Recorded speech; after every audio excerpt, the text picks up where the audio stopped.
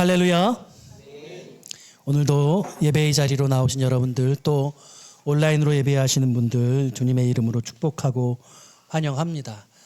우리 한 주간 정말 전국에 불이 참 많이 났습니다. 여러분들이 기도를 많이 해주셔서 비가 오고 또 눈까지 온 것 같아요. 하나님께서 이 땅을 긍휼히 여기시기를 바라고, 우리 많은 분들이 고통을 당하셨는데 돌아가신 우리 가족들도 계실 것이고, 또 집을 잃고 삶의 터전을 상실하신 분들에게 하나님이 또 새로운 소망을 불어넣어 주시기를 간절히 기도합니다. 우리 여러분 기도할 때 예배 가운데 하나님이 이 땅을 긍휼히 여기시는 은혜가 있기를 원하고요. 또 그 판결이 점점 늦어지면서 지금 이 나라 가운데 너무 갈등이 깊어지고 있는데 조속히 나라가 안정되기를 소원합니다.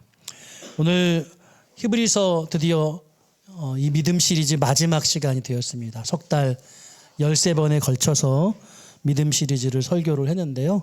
오늘 대단원의 막을 내리는 마지막 시간입니다. 우리 말씀 제목 같이 따라해 볼까요? 더 좋은 것이 맞습니까? 더 좋은 것이 맞습니까? 오늘 말씀 제목 더 좋은 것이 맞습니까? 입니다. 여러분, 우리가 이제 석 달 정도 이 믿음에 대한 말씀을 들었으니까 여러분들 스스로 나의 믿음은 어떤 것이다, 여러분 스스로가 좀 이제 진술할 수 있었으면 좋겠어요. 저는 이 시대에 여러분들에게 필요한 여러분들만의 믿음을 여러분들이 붙들어야 된다고 말씀드리고 싶습니다. 특별히 제가 보기에 우리의 믿음이 그렇게 어려운 수준을 요구하는 것 같진 않아요. 우리 열심히 직장 생활하는데 필요한 믿음, 우리가 사회에서 살아가면서 하나님의 말씀대로 살려고 애쓰는 그런 믿음, 또 우리가 자녀들 양육하는 거 참 어렵잖아요. 말 안 듣는 자녀들 하나님께서 주신 그 사랑으로, 부모의 사랑으로 돌보고 책임지는 그런 믿음. 이 시대에 우리 젊은이들, 어려운 시대에 그럼에도 불구하고 하나님께서 각 인생들, 내 인생에게 놀라운 길을 준비하셨다는 그런 믿음. 특별히 한국 사회에서 요즘 같은 상황에서는 꼭 필요한 믿음이 있는 것 같은데, 정직하게 살 때에 그럼에도 불구하고 하나님이 내 삶을 책임져 주신다는 믿음, 이런 믿음이 필요한 것 같아요. 여러분 TV 틀면 왜 이렇게 거짓말만들 하는지 모르겠어요. 진실이 아니고서는 말하지 않는 것, 우리는 그런 믿음이 필요한 것 같아요. 여러분, 정말 예수 믿는 사람들은 입술에서 고백되는 모든 것이 하나님의 말씀이고 진실하고 정직한 것이 되어지기를 주님의 이름으로 축원드립니다. 우리 옆에 분하고 인사합시다. 정직하면 승리합니다. 진실함은 복받습니다. 우리 예수 믿는 사람들이 꼭 그랬으면 좋겠습니다. 오늘은 여러분과 함께 딱 한 가지 말씀을 준비를 했는데요. 이 말씀을 나누기 위해서 오늘 13주 동안 진행했던 이 히브리서 11장 전체를 좀 정리를 해보고 싶어요. 제가 오늘 여러분께 크게 이 본문 39절과 40절에 두 가지 질문을 하려고 해요. 첫 번째 질문은 39절에 등장하고 있는 약속된 것이란 무엇인가? 여러분, 오늘 본문 39절에 그렇게 말하고 있죠. 이 사람들은 다 믿음으로 말미암아 증거를 받았으나 약속된 것을 받지 못했다. 약속된 것을 받지 못했다고 말씀하고 있는데, 이 본문에서 약속된 것이 무엇이냐? 또 한 가지 40절에 이렇게 말씀하고 있어요. 이는 하나님이 우리를 위하여 더 좋은 것을 예비하셨은즉, 더 좋은 것을 예비하셨다고 하고 있는데, 더 좋은 것, 그 예비된 것은 무엇인가? 이 두 가지 질문을 마음속에 담고 히브리서 11장 전체를 여러분들에게 좀 정리를 해보면 좋겠습니다. 여러분, 이 히브리서 11장은 전체를 믿음으로 이야기를 할 수 있죠. 네, 1절부터 3절까지는 이제 서론으로서의 개념 정의를 하고 있어요. 믿음이란 무엇인가? 두 괄씩이에요. 첫 절에서 딱 선포하고 있어요. 믿음은 바라는 것들의 실상이요 보이지 않는 것들의 증거다. 두 가지 이야기죠. 바라는 것들을 볼 수 있게 해주고 보이지 않는 것들을 믿을 수 있게, 그 실체를 믿을 수 있게 해준다. 이게 믿음이다. 이 히브리서 11장의 서원으로서 1절부터 3절까지가 믿음이 무엇인가를 진술하고 있어요. 그런가 하면 이제 4절, 5절에 가면 드디어 믿음의 사람들의 이야기가 등장하는데, 이 히브리서 11장 전체에 걸쳐서 계속해서 믿음의 사람들의 이야기들을 진술을 하고 있습니다. 4절과 5절에는 믿음의 사람 아벨과 에녹의 이야기가 나오죠. 에녹이 300년 동안 하나님과 동행했더니 하나님이 에녹을 너무나 사랑하셔서 죽음을 경험하지 않고 하나님이 그를 데려가셨죠. 예. 여러분, 아벨은 비록 짧은 생애를 살았지만 양의 첫 새끼를 드림으로 말미암아 그의 인생은 참된 믿음의 인생이었다고 하나님이 인정을 해주셨던 것입니다. 이 서원에 이어서 4절에서 두 사람의 그런 믿음의 모범을 보여주고 6절에서 다시 진술합니다. 이렇게 말씀하고 있어요. 믿음이 없이는 하나님을 기쁘시게 하지 못하나니.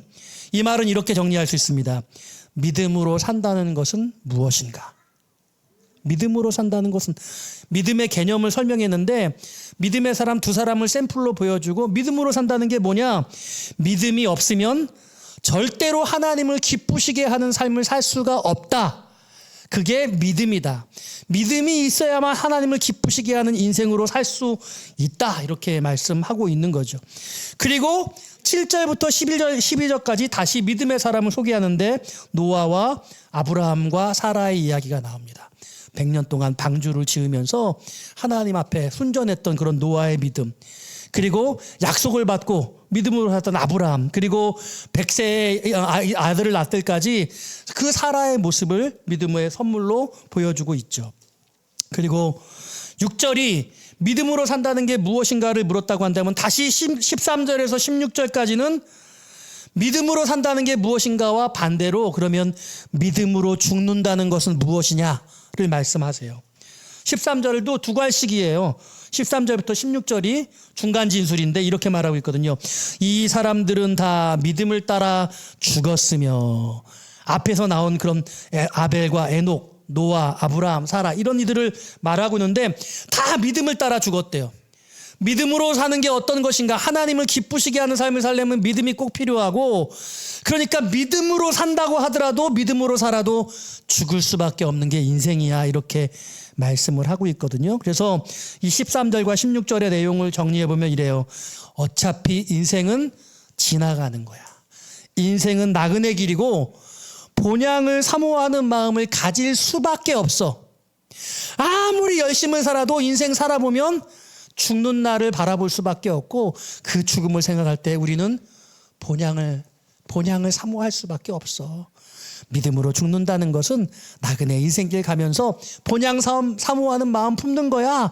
이렇게 믿음으로 사는 것과 믿음으로 죽는 것을 진술합니다. 그리고 17절에서 32절은 쭉 믿음의 사람들의 이야기를 다시 해요. 믿음의 사람 아브라함, 이삭, 야곱, 요셉, 모세.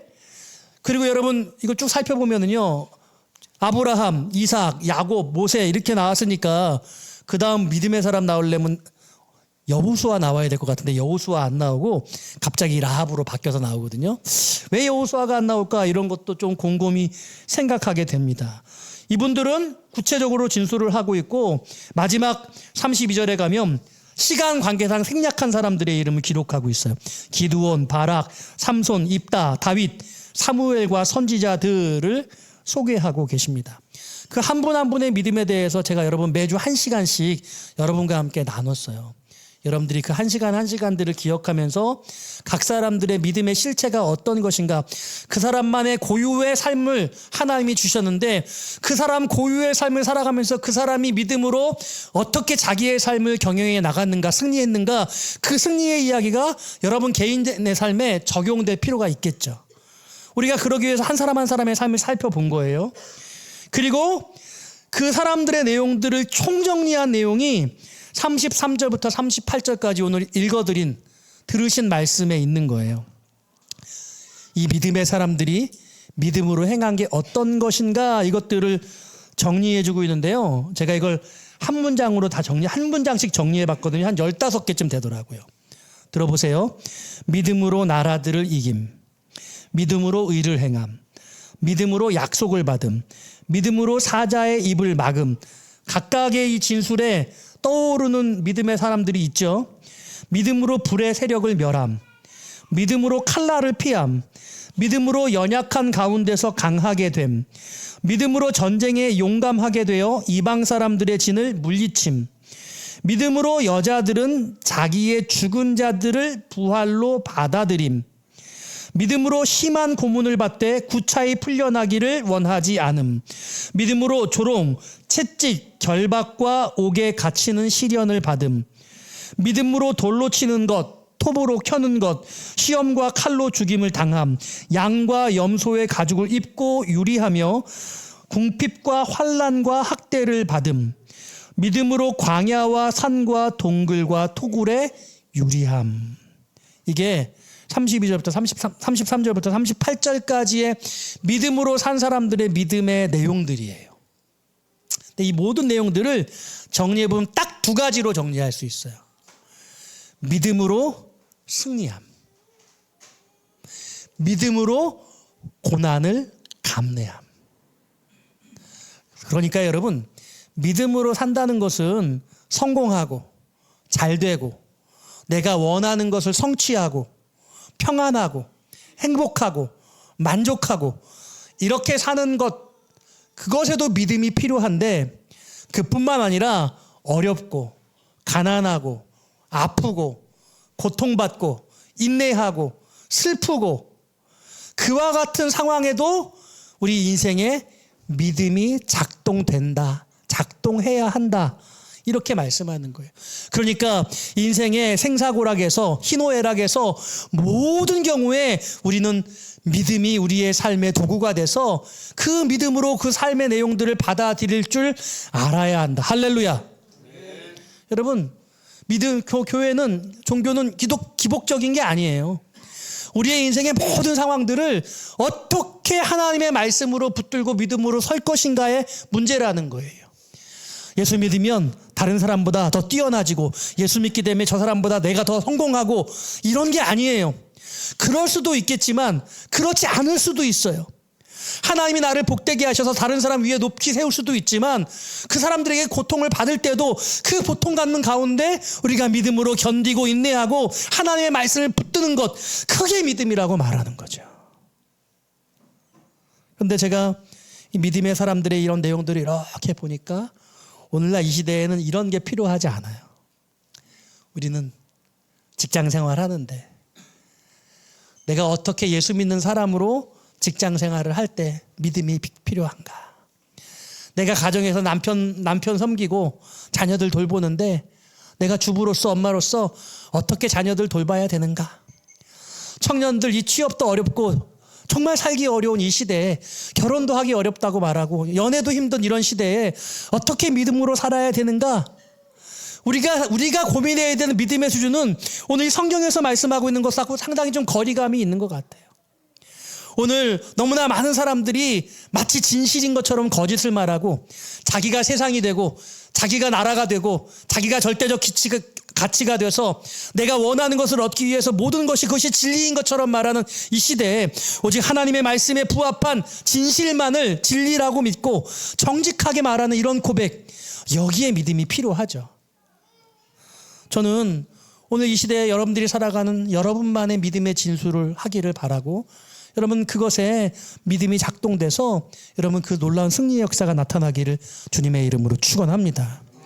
이렇게 38절까지 믿음의 길을 쭉 하고 이제 결론적으로 마지막 39절과 40절에 가서 말씀을 하고 있는데, 39절에서 뭐라고 말씀하고 있어요? 이렇게 말하고 있는 거죠. 약속된 것을 받지 못했다, 이렇게 말씀하고 있어요. 우리 같이 한번 읽어볼까요? 39절입니다. 시작.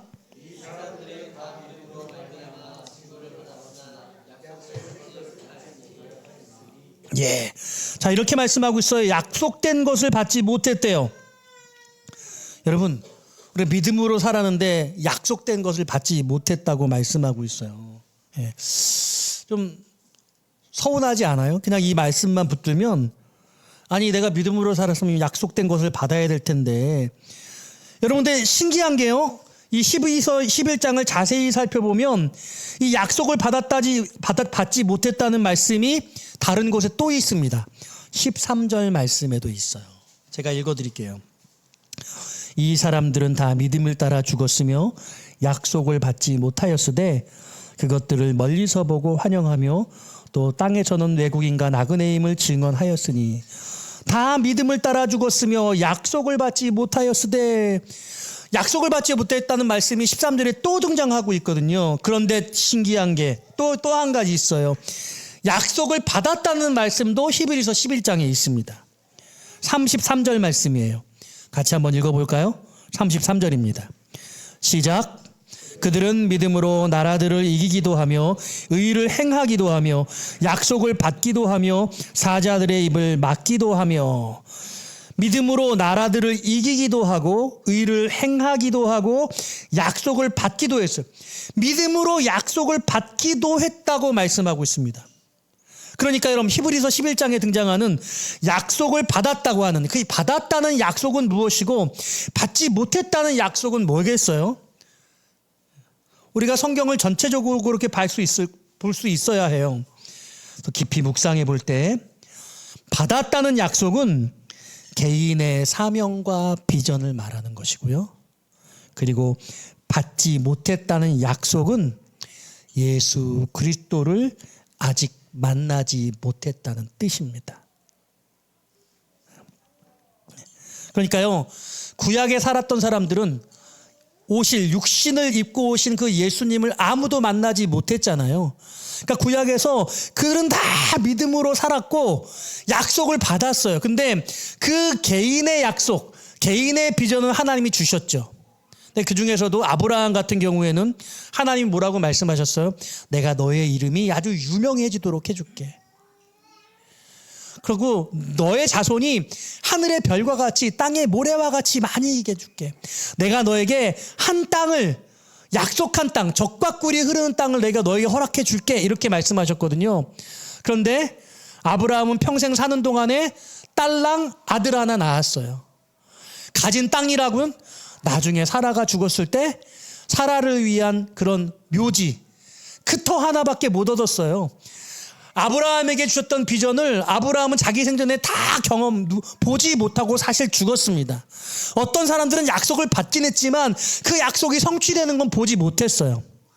사랑하는 여러분, 우리가 인생을 살아가면서 하나님의 비전을 받고 정말 애쓰고 수고한 평생을 다 바쳐서 100년을 다 바쳐서 그렇게 살아내도 어쩌면 우리가 무엇인가 원하는 하나님 주신 그 비전을 그냥 끄트머리 하나, 그냥 준비하는 과정 하나 그렇게 끝나고 갈 수도 있음을 아브라함을 통해 보여줘요. 산위의 교회를 하나님 어떻게 하실지 몰라요. 제가 하나님이 저를 택하셔서 저를 구원하시고 저를 목회자로 세워주셔서 저를 훈련시키시고 제가 여기까지 와가지고 지금 19년째 목회를 하고 있는데 여러분들과 이렇게 몸부림을 치면서 교회를 세우고 있는데 이 교회가 하나님 보시기에 얼마나 기뻐하신지 제가 볼 때는 너무 부족하고 연약해요. 제가 죽을 때까지 목회를 해도 산유회계가 얼마나 세워질 수 있을지 잘 모르겠어요. 저는 그렇다고 실망하지 않아요. 제 역할이 거기까지면 저는 그것으로 만족해요. 우리가 뭔가 대단한 것을 이뤄서 영광의 자리에, 성공의 자리에, 다른 사람들이 박수 쳐주는 그런 자리에 앉으면 좋겠지만 그렇지 않을지라도 우리는 그저 하나님의 자녀일 뿐이고 택하신 대로, 계획하신 대로 쓰임받으면 그게 아무것도 아닌 것 같을지라도 할렐루야, 그것으로 기뻐하고 만족할 수 있어요. 나에게 한 달란트밖에 주어지지 않았으면 저는 그것도 괜찮아요. 물론 하나님이 저에게 역량과 능력을 주셔서 많은 걸 할 수 있으면 그것도 귀하죠. 근데 사람들이 다 그것을 바라보잖아요. 나는 요거밖에 갖고 있지 않은데 나는 이만큼 얻고 싶잖아요. 욕심이에요. 여러분, 그렇게 생각하면 죄를 짓는 거예요. 너무 많이 나가게 되는 거예요. 믿음이 아니에요. 오늘 약속의 말씀이 주어지고 그 약속의 말씀을 알아서 신실하게 믿음으로 살아가는 것, 그게 진정한 믿음의 모습이라고 말씀하고 있는 거죠. 그러니까요, 구약에 살았던 사람들은요, 어떤 사람들은 약속을 받고 그 약속을 이루는 것을 보기도 했어요.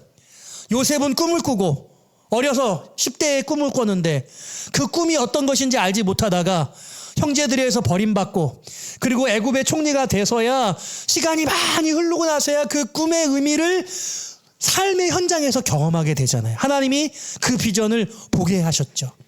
하나님이 그 삶을 주권적으로 인도하시는 걸 고백할 수밖에 없었어요. 여러분들의 인생 가운데 하나님이 어떤 것을 준비하고 계시는지 우리는 알지 못해요. 여러분 자신도 알지 못할 거예요. 그러나 하나님의 선하신 이끄심이 있다는 것을 믿고 그 믿음을 붙들고 그럼에도 불구하고 세상이 우리를 넘어뜨리고자 할 때 하나님의 약속의 말씀을 붙들고 나가는 것, 그게 믿음인 줄 믿으시기를 바랍니다. 이 어려운 시대에 그와 같은 삶을 살아야 되는 거예요. 그런데 그들은 다 개인의 사명을 받았지만, 그 약속을 받았지만, 오늘 본문의 말씀에서 예수 그리스도는 만나지 못했다, 이렇게 말씀하고 있는 거죠. 그렇다면 40절에서는 여러분, 그런데요, 그런 차원에서 오늘 히브리서 11장을 보면 이상한 사람이 한 사람이 있어요. 26절 말씀 같이 읽어볼까요? 26절입니다. 시작.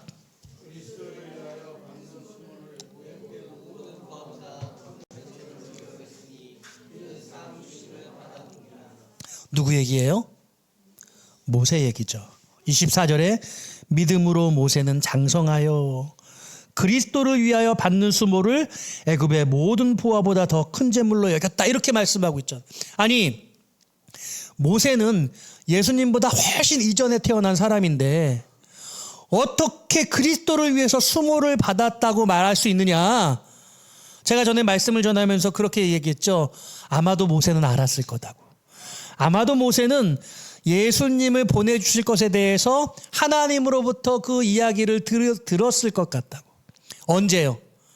출애굽해서 시내산에서 율법의 말씀을 받을 때에 40일간 하나님과 동행하면서 밥도 먹지 않고 잠도 자지 않고 내려왔을 때 얼굴이 아침에처럼 환하게 그 광채가 빛이 났지 않습니까? 그때 뭘 들었어요? 하나님이 어떻게 천지를 창조하셨는지, 하나님이 우주 만물을 어떻게 지으셨는지, 그 하나님의 신묘막측한 천지창조의 이야기, 그 율법과 계명을 수요하시면서 들려주셨을 거예요. 그리고 하나님의 그 인류에 대한 그 구원의 계획들을 아마도 모세에게는 알려주셨을 것이다. 모세는 그러므로 오실 예수 그리스도에 대해서 알고 있었을 가능성이 있어요. 노뱀을 들었잖아요. 노뱀을 들은 본자마다 그 불뱀 가운데서 죽지 아니하고 다 하나님이 회복시켜 주시고 구원해 주셨어요. 예수 그리스도를 상징하잖아요. 그런데 자 보세요. 26절에 그리스도를 위해서 받는 수모를 애굽의 모든 보화보다 더 큰 재물로 여겼다. 자, 그럼요, 시간의 순으로 정리해 볼게요.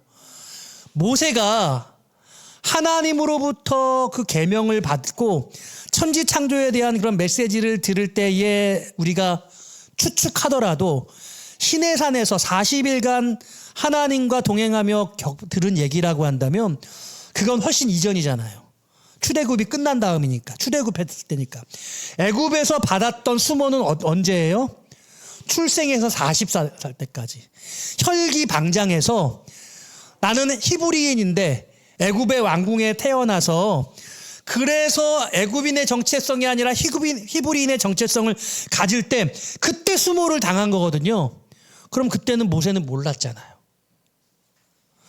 그러니까 모세가 겪은 애굽의 순환과 그 수모와 그 고난을 그리스도를 위해서 받았다고 말씀하고 계시는데, 이 말씀은 모세가 그리스도를 알았다라고 보기보다 모세가 그리스도의 고난과 그리스도의 구원을 예표하고 상징한다라고 보아야 된다는 거예요.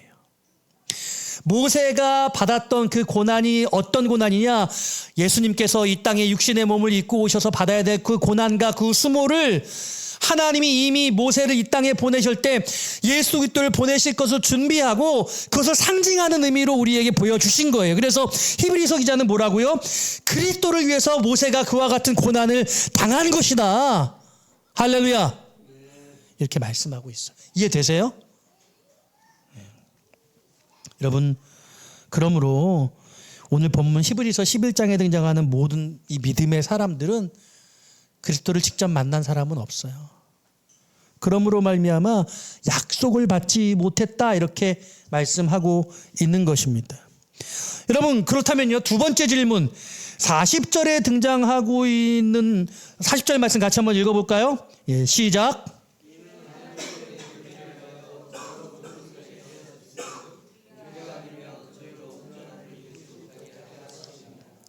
자, 보십시오. 이는 하나님이 우리를 위하여 더 좋은 것을 예비하셨다. 약속된 것을 이 구약에 있는 믿음의 사람들은 받지 못했어요. 예수 그리스도를 받지 못했다는 거예요.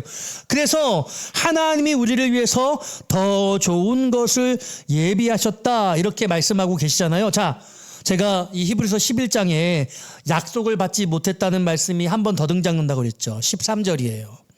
이 사람들은 다 믿음을 따라 죽었으며 약속을 받지 못하였을 때, 13절에 약속을 받지 못했다고 말하고 있고 39절에 약속된 것을 받지 못했다는 똑같은 진술이 나오고 있으니 40절에서 더 좋은 것이라고 말씀하고 있는 이 내용은 문맥적으로 볼 때 13절 이후에 14절, 15절, 16절에서 나오는 그 내용과 연관될 가능성이 높다고 볼 수 있어요. 문학적으로 보면 그렇게 봐야겠죠. 그러니까 40절에서 더 좋은 것이라는 것은 어떤 것, 더 좋은 것을 예비하셨다고 하는데 그것은 어떤 것이냐? 여러분, 14절에 이렇게 말해요. 그들이 이같이 말하는 것은 자기들이 본향 찾는 자임을 나타냅니다. 15절도 말해요. 그들이 나온 바 본향을 생각하였더라면, 제가 이렇게 말씀드렸죠. 믿음으로 산다는 것은 어떤 것이냐? 하나님을 기쁘시게 살아내는 것. 그게 믿음이 삶의 가장 중요한 도구다. 믿음으로 죽는다는 거 무엇이냐? 어차피 인생은 나그네 길이고 새 하늘과 새 땅을 바라보며 저 하나님이 주신 저 본향을 사모하는 마음을 가지는 나그네 의식을 가지는 것이다. 그래서 14절, 15절, 16절에는요 본향이라는 단어가 계속 더 나와요. 16절 말씀 같이 한번 읽어볼게요. 16절입니다. 시작.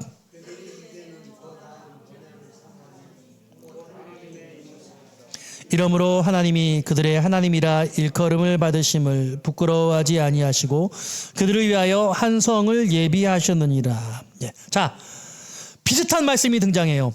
그들이 이제는 더 나은 본향. 자, 이것도 비교급으로 사용되고 있어요.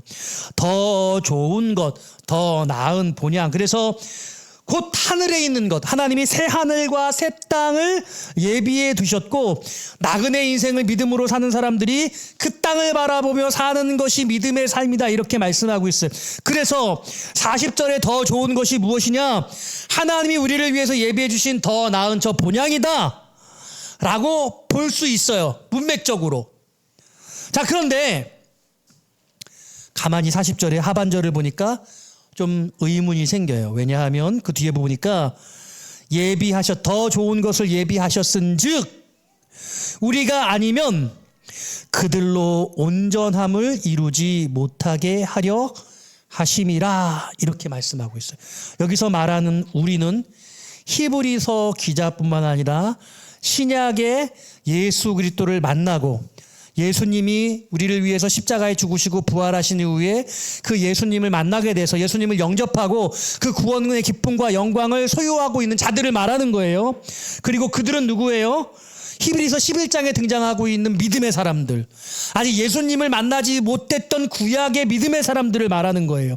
그러니까 예수님을 만난 우리들이, 히브리서 기자를 포함한 우리들이 예수님을 만나지 못한 그 구약의 믿음의 사람들을 어떻게 해요? 온전함을 이루도록 돕는 역할을 하는 게 뭐라고요? 40절에 더 좋은 것이라는 거예요. 자, 그러면 새 하늘과 새 땅, 아직 이 땅을 나그네로 살아가고 있는 우리들이 저 새 하늘과 새 땅을 바라보면서 믿음으로 이 땅을 살고, 그리고 저 새 하늘과 새 땅, 죽어서 완성되어질 그 새 하늘과 새 땅을 통해서 우리가 온전해진다 라고 생각하면 좀 이상해요.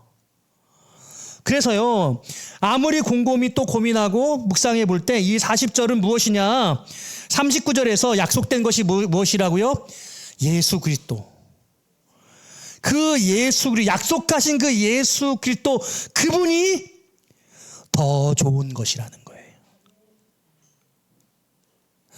이 40절에 더 좋은 것은 무엇이냐면, 하나님이 구약에 있는 사람들은 믿음으로 살았지만 예수 그리스도를 만나지 못했는데 이제 신약에 있는 독생하신 예수를 이 땅에 보내주신 그 예수 그리스도로 말미암아 우리는 더 좋은 그분을 만남으로 말미암아 이 땅을 나그네로 살면서 저 하늘나라에 가서 온전해 주는 것이 아니라 우리가 아직 연약하고 여전히 죄인이지만 그럼에도 불구하고 우리 안에 있는 예수 그리스도로 말미암아 참된 온전함을 누릴 수 있다. 그 온전한 삶을 살 수 있다고 말씀하시는 거죠. 할렐루야. 예, 여러분 이게 얼마나 귀해요. 정리해 볼게요. 살기가 어려운 이 세상, 한많은 인생, 고통받으며 수고하며 살아가면서 너무나 어렵고, 그래서 사람이 살면서 인생에 대해서 깊은 질고를 느끼고 아픔과 고통을 느끼잖아요. 그런데 그래서 우리가 저 하늘나라를 바라보는 그 천국과 본향을 사모하는 그 마음을 넘어서서 내 안에 계신 예수 그리스도로 말미암아 참된 평안과 하나님 주시는 그 온전함을 오늘 이 삶의 현장에서 우리가 경험하고 느낄 수 있다는 고백을 하고 있는 거죠. 오늘 그 주님이 오늘 여러분의 심령 속에 있는 주님이라는 거예요. 여러분 믿으십니까? 여러분 그 주님을 소유하고 있으세요? 제가 그래서 오늘 말씀의 제목이 뭐냐면 더 좋은 것이 맞습니까?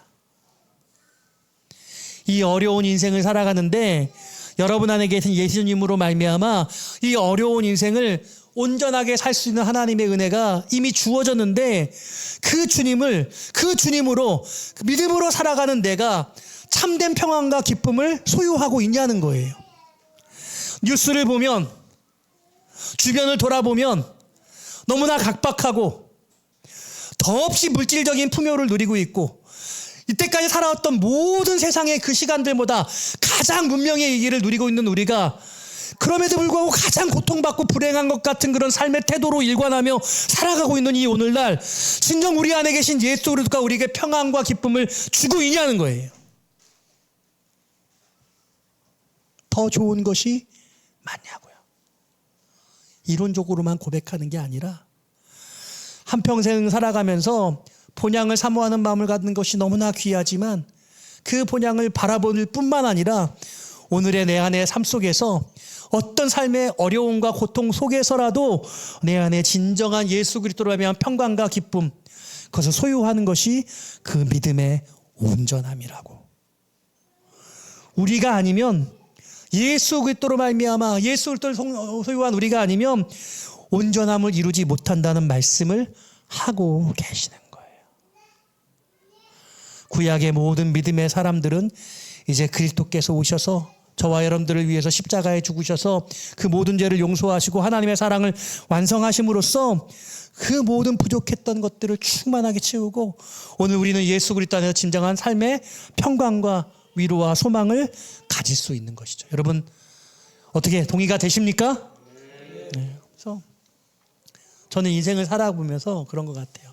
승승장구하는 그 순간보다 오히려 환난과 고통이 많을 때 그때 살아있음을 느끼고 그때 마음에 감사와 위로가 평강이 있는 것 같아요. 제 안에 있는 이 평강을 여러분들도 경험하시기를 바라고요. 여러분 요즘에 직장 생활하는 거 어렵고 돈 버는 거 어렵고 공부하는 거 어렵고 쉬운 게 하나도 없고 그럼에도 불구하고 내 안에 주신 주님이 주신 이 예수 그리스도 더 좋은 것들을 허락하신 주님의 은혜와 평강이 저와 여러분들의 마음의 심령 안에 충만하게 흘러넘치게 되시기를 주님의 이름으로 축원드립니다.